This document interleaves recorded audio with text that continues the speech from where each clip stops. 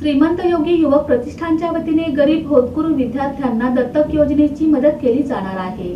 सोलापुरातील श्रीमंत योगी युवक प्रतिष्ठानच्या माध्यमातून दरवर्षी गरीब होतकरू विद्यार्थी दत्तक घेतले जातात। हा स्तुत्य उपक्रम आहे। या उपक्रमातूनच उच्चपदस्थ अधिकारी घडतील। प्रतिकूल परिस्थितीवर मात करून जिद्द, चिकाटी आणि अभ्यासाच्या बळावर यश संपादन करावं असं आवाहन छत्रपती शिवाजी नाईट ज्युनियर कॉलेजचे माजी प्राचार्य शरद डोके यांनी केलं आहे।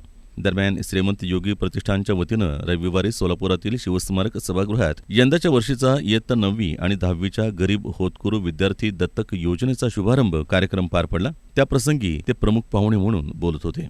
यावेळी विचारमंचावर प्रमुख पाहुणे म्हणून यश डेव्हलपर्सच्या संचालिका सोनाली खानापुरे, उद्योजक राहुल चंडक, धनश्री क्लिनिकचे डॉक्टर अजित दुलंगे, उद्योजक गोविंद मंत्री, विमा सेवा केंद्राचे सोमशंकर कंठीमठ, प्रतिष्ठानचे संस्थापक अध्यक्ष महेश कासट आदी मान्यवर उपस्थित होते।